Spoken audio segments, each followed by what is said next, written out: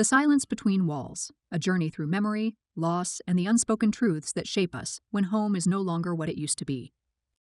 The house was quieter than she remembered. The once imposing wooden doors, symbols of tradition and safety, now loomed like watchful sentinels bearing her from a world she had tried to forget. Jin Arome stepped cautiously into the hallway, each footfall muffled against the time-worn wooden planks beneath her. Dust hung faintly in the shafts of light that trickled through old lace curtains, creating a haze that blurred the edges of reality. Though the structure remained the same, the soul of the mansion felt altered, faded, and fractured, like a portrait left too long in the sun. A decade had passed since she last walked through these halls, yet the passage of time had left its fingerprints everywhere. Chipped paint clung to walls that once gleamed with polish. The chandelier above her head, once radiant, now hung dull and neglected. Outside, the garden she remembered for its symmetry and vibrant colors had been claimed by wild growth. Roses had become thorns.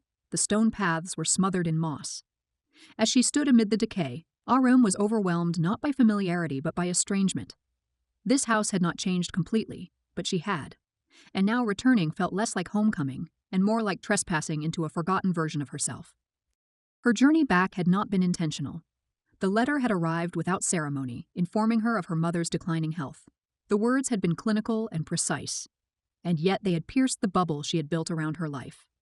She had always known this moment might come, but the reality of it was far more jarring than she expected. In the years she had spent away from cities, jobs, and relationships, she had constructed a life free of obligations to the past. Now the structure was collapsing. Her distance, once a form of protection, had withered into guilt. Each room she entered pulled memories from the depths of her mind. The kitchen, quiet and dim, had once been the center of warmth. Laughter and aroma had once mingled there, but now it smelled only of time and abandonment. The grand staircase still curved with quiet elegance, though it seemed smaller than she recalled, less a path to comfort, and more a spine of the house, brittle and unmoving. Portraits of ancestors looked down from the walls, their painted eyes solemn, as if mourning what had become of the family. She remembered the day she left. The echoes of it followed her like ghosts. She had been young, restless, filled with the fire of independence and the belief that escape was the only salvation. The mansion had suffocated her then, a place where expectations lived in every corner, where dreams were measured against lineage. Leaving had felt like the first breath after drowning. But the years that followed had proven that freedom did not equate to peace. The wound of her departure had never closed, it had merely hardened into silence. Time had not been kind to her mother. Once full of life and elegant conviction, her mother was now a silhouette of the woman Arome had adored. The illness had stripped away warmth and left a husk of formality in its place. Letters had become rare, conversations infrequent. And in the void, Lee Jae-hyuk had stepped forward. Her stepfather was a man of refined menace, always polite, always present. His influence had deepened with the years, curling around the house like ivy. Arome had never trusted him, and his growing power within the family had always felt like a slow erosion, not a rise. Her mother, under his shadow, had become less herself. She had watched it from afar with helplessness, wondering when exactly the transformation had begun. It wasn't sudden. It was the kind of change that crept in slowly, unnoticed until it was too late to undo. And through it all, Ji-hoon, her younger brother, had suffered the most. Once inseparable, their bond had frayed with time and resentment. He had stayed behind, weathering the slow unraveling of their family, while she had chosen escape. His anger had calcified, not just toward their mother, not just toward Jae-hyuk, but toward her too. Her absence had left a mark. Her steps eventually carried her to the room that had once been her sanctuary. Nothing had changed. The same books still lined the shelves, and delicate objects sat untouched on the dresser. But what once offered comfort now felt like a museum of a girl who no longer existed. Dust coated everything like grief made tangible. Sitting by the window, she looked out over the wild garden. The chaos of it mirrored her own feelings of neglect, regret, and loss. Once a place of escape and calm, it now bore the scars of time and abandonment. As the afternoon light waned, thoughts of Min-jun drifted through her. His absence had been another echo of the life she once lived. Theirs had been a quiet love, built on shared understanding and dreams. But he had belonged to a world of order and law, and duty had pulled him away. She hadn't stopped him. Perhaps she had even pushed him. Their separation had been without fanfare, just as their love had always been quiet, but its loss still lingered, unresolved, unanswered. Ji-hoon weighed on her more heavily than anyone else. In their youth, he had been her shadow, her twin soul in a world that often demanded too much of them both. But she had turned away, and he had been left to navigate the wreckage. His silence was the one that hurt the most, for in it lived the accusation she could never counter. She had left him behind, and now, as she stood amid the pieces of a life they once shared, she saw just how deep the damage had gone. Night fell with a quiet finality. The house grew colder, shadows stretching into corners like memories that refused to die. The silence that filled the mansion was thick with unspoken words and unfinished stories. Sitting in her childhood room, Arum could feel the weight of every decision she had ever made, every road not taken. The garden outside was nothing but shapes in the dark, now another thing that had once bloomed, now choked by time. She had returned for closure, but what she found was a wound that had never healed. There was no reclaiming the past, only standing amid its remains. The house, once filled with life and lineage, now felt like a hollow echo. There were no answers here, only truths too long ignored and sorrows too deeply buried. The following morning brought no clarity. Only a gray sky pressed low over the estate. Jin Arum moved through the house with measured steps, as though the walls might shift underfoot if she walked too quickly. The silence persisted, deeper in daylight than it had been in darkness. Somewhere behind closed doors, life still flickered, her mother's illness lingering like smoke in the corners of the house, but Arum felt removed from it all, a visitor to a life that had once belonged to her.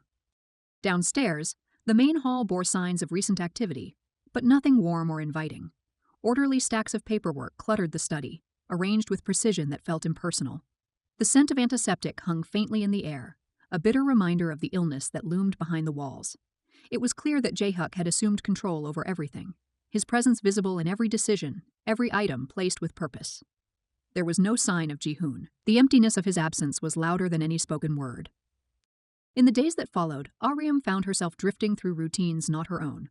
Meals passed uneaten, and hours slipped by with little meaning.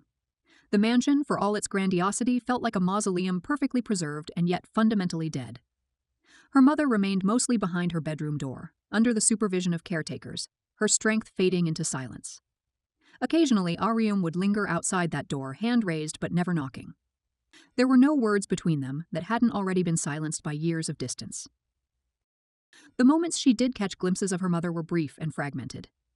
The woman in the bed was pale and withered, her once commanding eyes dulled by pain and medication. There was recognition there, but not warmth. It was not blame or welcome, only a weariness so deep that it seemed to swallow emotion whole. Arum understood then that there would be no reconciliation, no final conversation to bridge the gap. Whatever had existed between them was already beyond reach. Jae-hyuk remained courteous but distant, his movements deliberate, always managing to appear helpful without offering comfort. He seemed more like a caretaker of legacy than a grieving spouse. His priorities aligned not with mourning, but with control. Arum often watched him from afar, noting how he walked the house as if it were his by birthright. There was nothing accidental about his presence. He belonged not by affection, but by design. The weight of it all began to settle more heavily on her shoulders. She spent hours alone in her room, searching through old drawers, letters, and photographs. Her father's handwriting appeared in journals, faded and steady, speaking of a life she only partially remembered. There were notes about the estate, about his children, and about the importance of legacy. Reading them stirred something long buried, an ache that came from remembering how much had been lost since his death. He had been the anchor of their family, and once he was gone, everything had begun to drift. The discovery came one afternoon while searching through her father's study. Behind a loose panel in the bookcase, she found a sealed envelope marked with her name in his careful script. Inside, the letter was dated the month before his death. The contents were brief but personal, an expression of love, of pride, and of hope that she would someday understand the choices he had made. He spoke of the estate, of protecting it, and of a trust set aside for both her and Ji-hoon. He warned of manipulation, of the slow corrosion that power could bring. And above all, he urged her to remember who they were not as heirs, but as people. The words were a key, and once turned, they unlocked a wave of grief she had refused to feel for years. It wasn't just the house or the garden or the silence that haunted her. It was the erosion of identity, of family, of belief. Her father had trusted that they would carry on something of value, and instead, the family had fractured under quiet pressures. She had walked away. Ji-hoon had stayed behind and grown bitter in the wreckage. And their mother, once the heart of them, had given in to something colder. On the evening of the fourth day, Ji-hoon finally returned to the estate. His arrival was unannounced, but not unexpected. He moved through the house with a weariness that mirrored her own. He did not seek her out, nor did she him. But his presence changed the energy of the mansion. Rooms felt heavier with tension, corridors narrower. Arum watched him from afar, noting the way his posture seemed etched with exhaustion. He was older now, harder, and more angular than she remembered. His eyes, when they passed hers, carried no warmth, only a guarded recognition. It became clear that Ji-hoon had assumed a role of silent resistance within the household. Where Jae-hyuk had tightened his grip, Ji-hoon had dug his heels in, refusing to be pulled along. But in that resistance, he had lost something too, something soft and irreplaceable. The boy who once followed her through the gardens with laughter in his eyes had become a man who distrusted every shadow, and though they shared blood and memory, the distance between them felt insurmountable. Her last conversation with her mother was not spoken but felt. She stood by the bedside, watching the woman sleep beneath layers of white linen. There was a stillness to her now that was deeper than rest, as though the body had grown tired of even existing. In that silence, Aram let go of all the things she would never say. Apologies, confessions, and questions floated in the air, unspoken and then dissolved. Her mother passed quietly 2 nights later. No fanfare, no final words, just the sound of a breath that never returned. The house did not cry. The paintings did not shift. The garden did not bloom. It was not a dramatic moment. It was simply an end. The funeral was small and private, held in the family chapel that stood just beyond the trees. The weather matched the mood, gray and indifferent. Aram stood beside her brother, the space between them both physical and symbolic. Jae-hyuk spoke in measured tones, dignified and reserved. There were no tears. In the days that followed, legal matters took precedence. Wills were read, assets catalogued, and property discussed like inventory. As expected, Jae-hyuk had prepared for everything, but Aram found herself returning to her father's letter, holding it like a compass in a fog. It was not money or land that mattered. It was the memory of who they had been. Before she left, she walked the garden one final time. The overgrown hedges, the withered blossoms, and the cracked stone paths were not beautiful, but they were hers. Each corner held a piece of her childhood, untouched by betrayal or loss. Standing there, Aram did not feel peace, but she felt grounded. The house had broken something in her, but it had also preserved something. The ghosts of who they had been still lingered, not to haunt her, but to remind her. As she drove away from the estate, the mansion grew smaller in her rearview mirror, until it vanished into the trees. There was no resolution, no neat ending, just the understanding that not all things are meant to be healed. Some are meant to be remembered.